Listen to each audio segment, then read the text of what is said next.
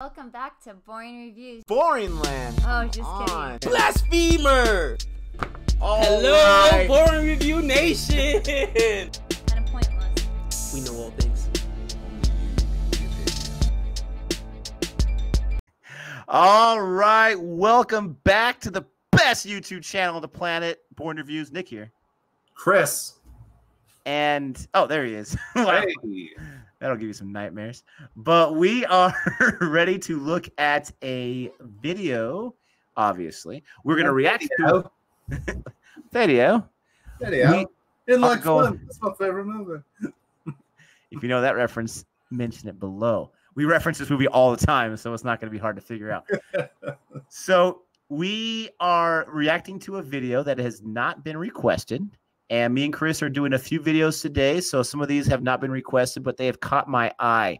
And I miss the Vesser bunch big time. I know that they're really busy in their life. Everything is good with them. They're all fine and okay. I talk to the Hubband every once in a while, but I miss them because they put out great content on their YouTube channel. And so I was on their channel a few days ago. So I saw this video and I didn't watch the reaction because I wanted to react to it myself. And not that Chris is a big weapons guy, but I knew this would be something that he would enjoy when we got together. So I saved it for this time. So we're looking at a video titled Best Indian Weapons in the World. So I'm guessing these are weapons that originated, that were created in India and now are around the world to be used for different military or that type of stuff for protecting one's own country.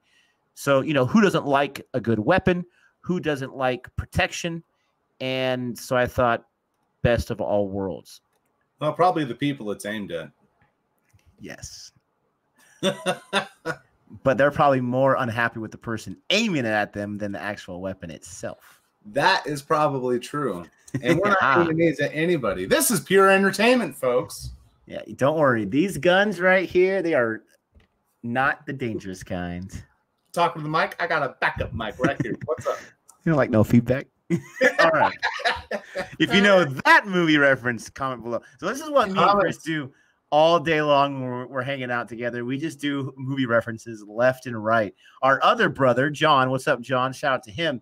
He also gets in the reference game. He's in a different state from us, so we don't get to see him every day. But we were doing a text group with our family, and he busted out a movie reference, and it was like 5 minutes, and I texted back, is no one going to address that movie reference? Is not anyone not know what that's from?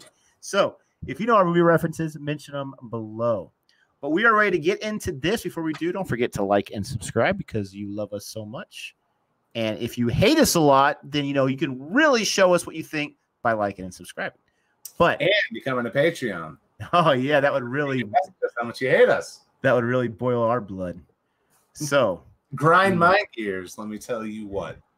All right. So I don't know what that's from, but let's go ahead. Come on now. Oh, I don't watch a lot of Family Guy.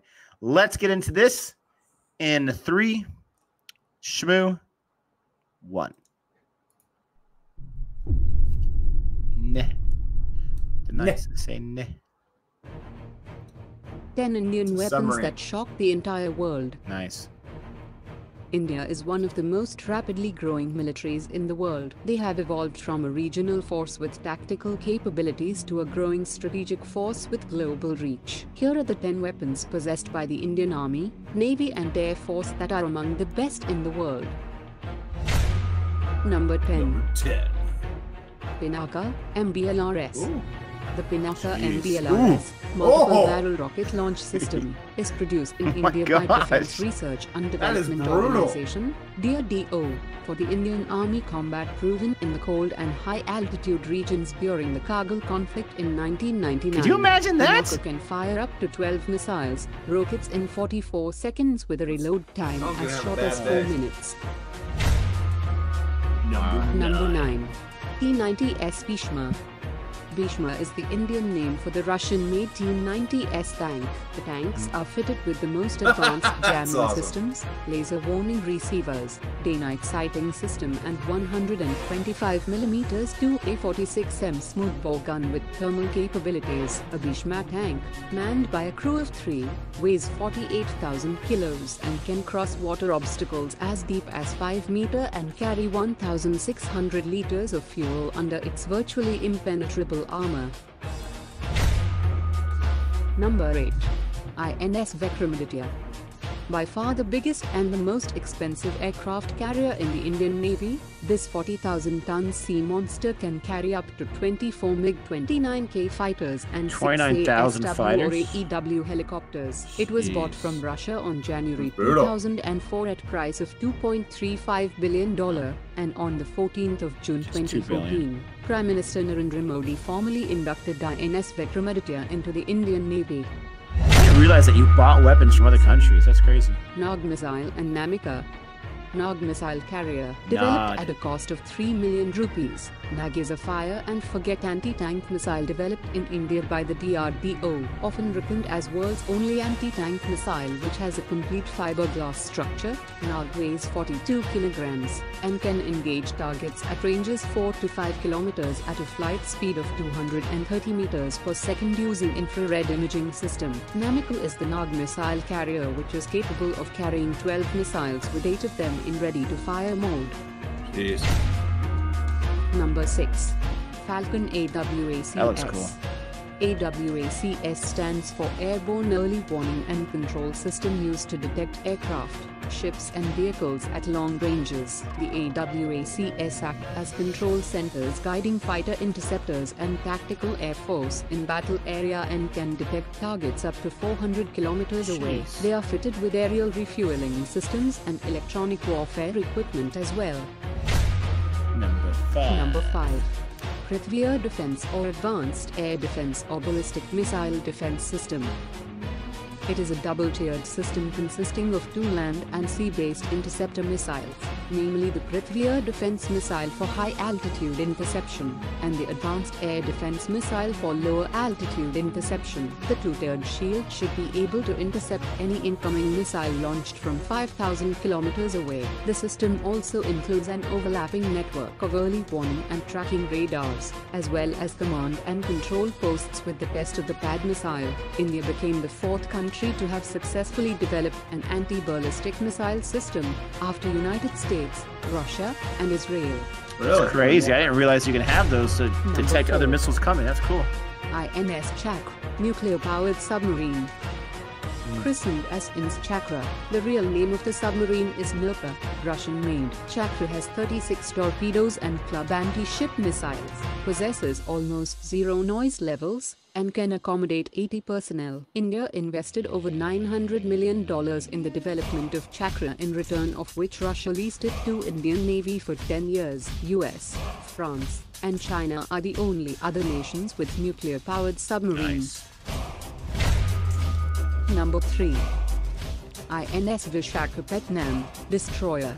On 20th of April 2017, the Indian Navy launched its latest and by far the most powerful and advanced stealth destroyer ship called the INS Visakhapatnam, once christened as an Indian naval ship in July 2018. INS Visakhapatnam will be the most Thing's advanced huge. Indian destroyer warship It's a to sail monster. the battle waters. The 163-meter-long and 7,300 tons heavy devourer will have 8 supersonic BrahMos anti-ship missiles, 32 Barak 8 long-range surface-to-air missiles, multifunction surveillance threat alert radar system and a twin-tube torpedo and rocket launchers. Brutal.